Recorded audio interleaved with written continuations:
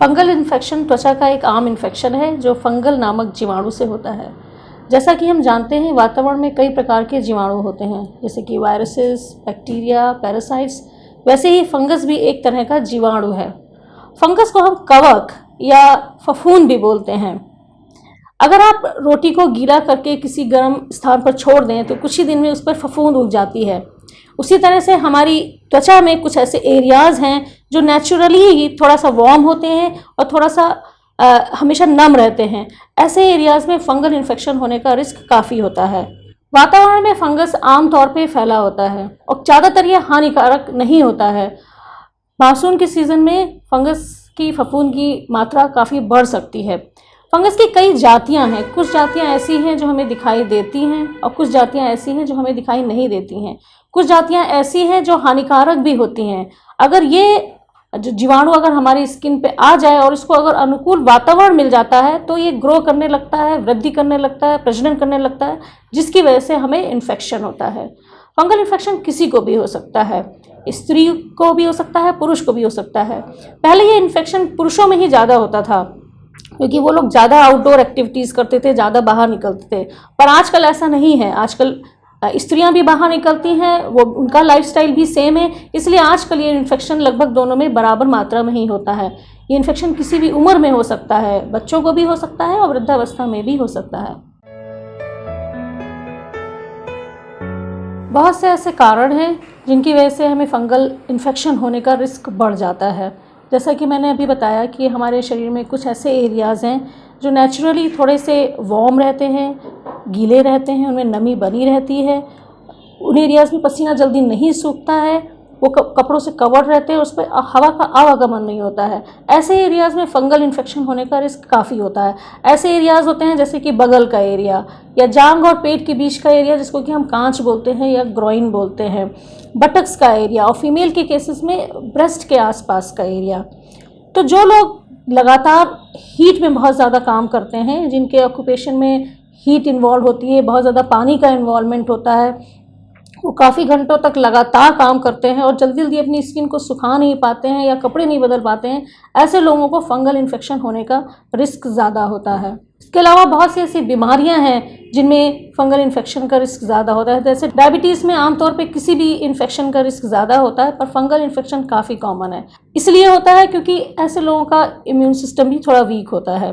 Blood sugar जिनको है उनको अपना ब्लड शुगर कंट्रोल रखना चाहिए और अपने स्किन का रेगुलर चेकअप कराते रहना चाहिए। इसके अलावा जिन लोग को बहुत ज़्यादा स्वेटिंग होती है, यानी कि उनको हाइपरहाइड्रोसिस है या बहुत ज़्यादा ओबेसिटी है, मोटापा है, ऐसे लोगों में भी इन्फेक्शन का रिस्क ज़्यादा होता है क्योंकि ऐसे लोग ना स्किन को साफ रख पाते हैं और ना सूखा रख पाते हैं। जो लोग बहुत ज़्यादा स्पोर्ट एक्टिविटी में इन्वॉल्व हैं, आउटडोर एक्टिविटीज़ में इन्वॉल्व हैं, जैसे कि स्विमिंग करते हैं, जिम जाते हैं, रनिंग करते हैं, साइकिलिंग करते हैं, उनको भी स्वेटिंग बहुत ज़्यादा होती है। उनके स्किन फोल्ड्स में रैशेज़ हो जाते हैं जो कि उनको फिर इन्फेक्शन के प्रोन करते हैं। ऐसे लोगों में एथलीट्स फुट भी काफ़ी कॉमन है। वृद्धावस्था में भी ये इन्फेक्शन काफ़ी कॉमन है क्योंकि वृद्ध लोग ज़्यादातर अपने स्किन का बहुत अच्छा ख्याल नहीं रख पाते हैं। उन लोग का इम्यून सिस्टम थोड़ा वीक होता है और कई बार ऐसी दवाइयों पर भी होते हैं जो उनके इन्फेक्शन के रिस्क को बढ़ाते हैं। मौसम में फंगल का जीवाणु काफ़ी तेज़ी से बढ़ता है। ऐसे मौसम में बूंदाबांदी में अगर कोई भीग जाता है, वो अपनी त्वचा को नहीं सुखाता है, तो ये काफ़ी बड़ा रिस्क फैक्टर हो जाता है इन्फेक्शन के लिए। फंगल इन्फेक्शन कई प्रकार का होता है। इसमें से स्किन पर मेनली दो प्रकार के इन्फेक्शन होते हैं। एक कैंडिडियासिस जो कि कैंडिडा से होता है और दूसरा डर्मेटोफाइट इन्फेक्शन जो कि टीनिया से होता है। हम पहले बात करेंगे एथलीट्स फुट की। एथलीट्स फुट पैरों के फंगल इन्फेक्शन को बोलते हैं। ये इन्फेक्शन यूजुअली पैरों की उंगलियों के बीच से शुरू होता है और फिर धीरे धीरे पूरे पैर को इन्वॉल्व कर सकता है, पूरे फुट पे स्प्रेड कर सकता है और पैर की उंगलियों को के नाखूनों में भी इन्फेक्शन कर सकता है। ये इन्फेक्शन यूजुअली उन लोगों को ज़्यादा होता है जो टाइट शूज़ पहनते हैं या जिनको ज़्यादा देर तक शूज़ पहने रखना पड़ता है और जिनके पैर में बहुत ज़्यादा स्वेटिंग होती है। ये athletes infection usually sports persons में ज़्यादा होता है, जो लोग स्विमिंग ज़्यादा करते हैं या रनिंग और इस तरह की एक्टिविटीज़ करते हैं जहाँ पे उनको पानी के कांटेक्ट में ज़्यादा रहना पड़ता है या शूज़ ज़्यादा देर तक पहनना पड़ता है। इसके बाद दाद जो कि काफ़ी प्रचलित नाम है, इसको रिंगवर्म इन्फेक्शन भी बोलते हैं। ये स्किन का काफ़ी आम इन्फेक्शन है जो कि स्किन के किसी भी एरिया को इन्वॉल्व कर सकता है, चेहरे पे भी स्प्रेड कर सकता है और पैरों तक भी स्प्रेड कर सकता है। इस तरह के इन्फेक्शन को टीनिया कॉर्पोरिस बोलते हैं।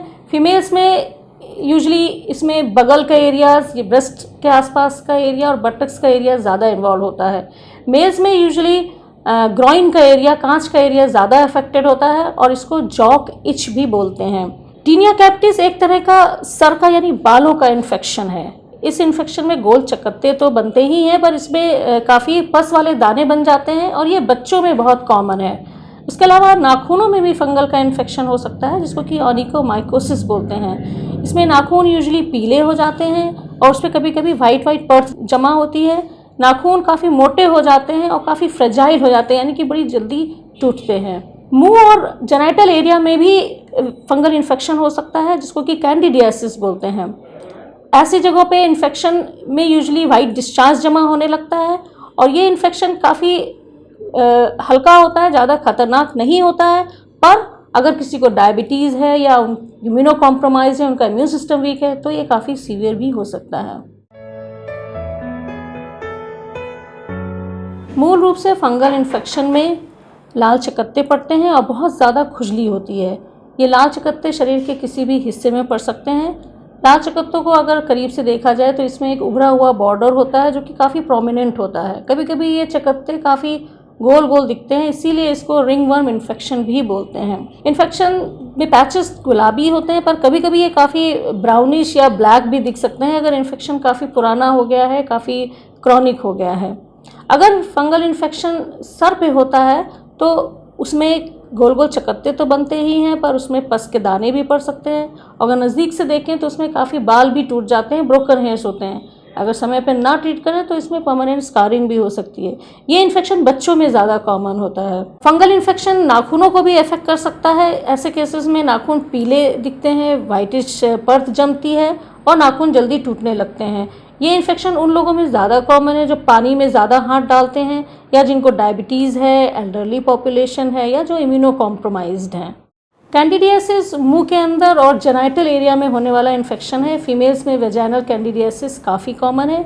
इन जगहों पे सफ़ेद परत जमने लगती है या वाइट डिस्चार्ज होने लगता है। काफ़ी खुजली हो सकती है, कभी कभी इरिटेशन और ड्राइनेस होता है और वर्स्ट केसेस में घाव भी बन सकते हैं। फंगल इन्फेक्शन के ट्रीटमेंट में सबसे ज़्यादा आवश्यक बात जो ध्यान देने लायक है ये है कि अपने आप कोई भी क्रीम या बाहर से दवा खरीद के ना लगाएं। ज़्यादातर मार्केट में जो दवाइयाँ अवेलेबल हैं, क्रीम्स अवेलेबल हैं, उनमें कई दवाइयों का मिक्सचर होता है और उसमें सबसे ज़्यादा मात्रा स्टेरॉइड्स की होती है। ऐसी क्रीम लगाने से तुरंत तो बहुत राहत लगता है, क्योंकि जो लालिमा है और सूजन है वो तो तुरंत ख़त्म हो जाता है, पर ये क्रीम्स फंगल जीवाणु को नहीं मार सकती, बल्कि इससे जीवाणु और ज़्यादा शक्तिशाली हो जाता है। ऐसा इन्फेक्शन फिर बाकी दवाइयों से बड़ी मुश्किल से रिस्पॉन्ड करता है और कई बार दवा काफ़ी लंबे अरसे तक देनी पड़ती है। अगर किसी को एक दो छोटे चकत्ते हैं, नया नया इन्फेक्शन है, तो यूजुअली इनको एंटी फंगल क्रीम से ठीक किया जा सकता है। पर अगर इन्फेक्शन काफ़ी बढ़ गया है और बहुत स्प्रेड हो चुका है तो ऐसे केसेस में टैबलेट्स देनी पड़ती हैं, जो कि एंटी फंगल टैबलेट्स होती हैं। एंटी फंगल क्रीम्स और एंटी फंगल टैबलेट्स देते वक्त कुछ बातों का ध्यान रखना पड़ता है, जैसे कि मरीज की उम्र क्या है, उसको किस जगह पे इन्फेक्शन है, कितना पुराना इन्फेक्शन है, कितना सीवियर इन्फेक्शन है, और ये ध्यान रखना पड़ता है कि उसको और कोई बीमारी तो नहीं है या और किसी बीमारी की कोई दवा तो नहीं ले रहा है जो उसको इस दवा से इंटरेक्ट कर सकता है। क्रीम और टैबलेट्स के अलावा बहुत सारे अलग दवाइयाँ भी अवेलेबल हैं जो कि हम यूज़ करते हैं स्पेशल केसेस में। जैसे कि अगर किसी को सर पे इन्फेक्शन है तो एंटी फंगल शैम्पू देना पड़ सकता है, सर के लिए लोशन देना पड़ सकता है क्योंकि वहाँ क्रीम लगाना मुश्किल होता है।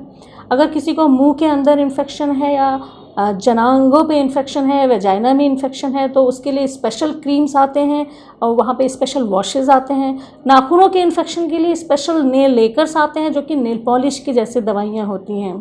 क्योंकि फंगल इन्फेक्शन में स्किन को ड्राई रखना बहुत ज़रूरी है, इसलिए एंटी फंगल पाउडर्स भी कई बार इस्तेमाल करना पड़ता है। जिनको बार बार पैरों में इन्फेक्शन होता है उनको स्पेशली अपने मोज़ों में, जूतों में एंटी फंगल पाउडर का प्रयोग करते रहना चाहिए। कुछ ऐसे केसेस हैं जिसमें हमें इंजेक्शन भी देना पड़ता है, पर वो बहुत सीवियर केसेस होते हैं जिनमें कि फंगल इन्फेक्शन अंदर शरीर में फैल जाता है। फंगल इन्फेक्शन से बचाव के लिए सबसे ज़्यादा ज़रूरी है कि स्किन को साफ़ और सूखा रखें। इसके लिए आप अपने कपड़े अगर भीग गए हैं, चाहे वो पसीने से भीगे हों या काम करते हुए भीगे हों, उनको बदलते रहें। स्किन को सुखा लें और पाउडर लगा लें। अगर घर में किसी को इन्फेक्शन है या आपको इन्फेक्शन है तो एक दूसरे का चीज़ें इस्तेमाल ना करें, जैसे कि साबुन है, टॉवल है, बेडशीट्स है, कपड़े हैं, ये सब अलग रहना चाहिए।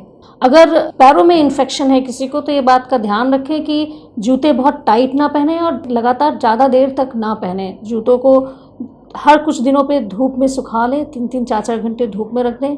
हमेशा कॉटन के सॉक्स पहने और उनको रोज़ बदलते रहें। कपड़े भी हमेशा कॉटन के पहनने चाहिए। कपड़े बहुत ज़्यादा टाइट फिटिंग ना हो और बहुत मोटे कपड़े के ना हो। कपड़ों को हमेशा कोशिश करें कि गर्म पानी में ही धोएं और धूप में ही सुखाएं। कपड़े अगर फिर भी नम रह गए हैं, जैसे कि बारिश के सीज़न में हो सकता है, तो उनको आयरन कर लें, प्रेस कर लें। अंडरगारमेंट्स का खास तौर पे ध्यान रखें, उनको भी आयरन करें। जिनको नाखूनों में इन्फेक्शन है उन्हें नाखून को ट्रिम करते रहना चाहिए, छोटा रखना चाहिए। रिश्तेदार को इन्फेक्शन है तो उनका भी ट्रीटमेंट कराना चाहिए, क्योंकि उनसे बाकी लोगों को और हमको फिर से इन्फेक्शन फैल सकता है। फंगल इन्फेक्शन का थोड़ा सा आनुवांशिक रोल भी है। किसी किसी की फैमिली में फंगल इन्फेक्शन ज़्यादा होता है। फंगल इन्फेक्शन में ध्यान रखना चाहिए कि लाल चकत्ते पड़ते हैं और ये लाल चकत्ते बाकी लाल चकत्तों से थोड़ा डिफरेंट होते हैं। अगर आपको लाल चकत्ते हैं जिनमें बहुत ज़्यादा खुजली हो रही है और वो ख़ास तौर पे आपके स्किन फोल्ड के एरिया पे हैं, जैसे कि बगल में या जांघों के बीच में, तो उसको इग्नोर ना करें, उस पर कुछ गलत क्रीम ना लगाएं या गलत दवा ना खाएं। उसका इलाज तुरंत करा लें। बहुत ज़्यादा लेट करने से इन्फेक्शन जो है काफ़ी सीवियर भी हो सकता है। अगर आपको डॉक्टर ने कोई दवा प्रिस्क्राइब की है तो एक तो आपको ट्रीटमेंट का कोर्स पूरा करना है। दवा को कभी बीच में ना छोड़ें। अपने कपड़े रोज़ बदलें, कपड़े साफ़ सुथरे पहनें। जो भी कपड़े आप बदलें उन कपड़ों को आप गर्म पानी में धो के धूप में ज़रूर सुखाएं। अपने कपड़े बाकी लोगों से अलग धोएं। अगर आपको एक्सरसाइज करने हैं, वॉक करना है, आप कर सकते हैं, पर आके तुरंत कपड़े बदलें और इन एरियाज़ को सुखा के पाउडर लगा लें। अगर घर में किसी को इन्फेक्शन हो रहा है आपकी वजह से तो उसको भी लेके आएँ, उसका भी ट्रीटमेंट कराएं। फंगल इन्फेक्शन का दवा यूजुअली 2 से 4 हफ्ते खानी पड़ती है अगर इन्फेक्शन माइल्ड है। पर अगर इन्फेक्शन काफ़ी पुराना हो गया है और किसी ने पहले से ही बहुत सी दवाइयाँ खा रखी हैं, लगा रखी हैं, यानी कि उसको रेजिस्टेंट इन्फेक्शन है, ऐसे केसेस में कई बार दवा 6 से 8 हफ्ते भी लेना पड़ता है। एक बात का ध्यान रखना चाहिए कि दवा का कोर्स कभी ब्रेक ना करें। अगर ब्रेक कर देते हैं तो वही दवाइयाँ फिर से काम नहीं करती हैं और दवाइयों का डोज नेक्स्ट टाइम बहुत ज़्यादा बढ़ सकता है और काफ़ी लंबे ड्यूरेशन तक ट्रीटमेंट करना पड़ सकता है। कई बार स्किन में खास तौर पे छाती और पीठ के हिस्से में कई बार सफ़ेद सफ़ेद या काले काले चकत्ते पड़ सकते हैं। ये लाल चकत्तों से डिफरेंट होते हैं, पर ये भी एक तरह का फंगल इन्फेक्शन ही होते हैं, जिसको हम लोग नॉर्मल लैंग्वेज में सेहुआ बोलते हैं या पिटुराइसिस वर्सिकुलर कहते हैं। ये ट्रीटमेंट थोड़ा सा ढीठ होता है। कभी कभी एक कोर्स में इसको पूरी तरह से ठीक करना मुश्किल होता है, पर अगर दवा सही से की जाए तो इसको पूरी तरह से ठीक किया जा सकता है। ज़्यादातर इसमें लोगों को कोई शैम्पू या क्रीम और कुछ टैबलेट्स खाने को दी जाती हैं। ट्रीटमेंट कोर्स यूजुअली एक सीज़न में पूरा नहीं हो पाता है और ऐसे मरीजों को कई बार ये ध्यान रखना चाहिए कि उनको 2-3 सीज़न तक दवा करनी होती है। स्किन में सूखा रखें, ज़्यादा पसीना ना आए, क्योंकि ये इन्हीं एरियाज़ पे ज़्यादा होता है।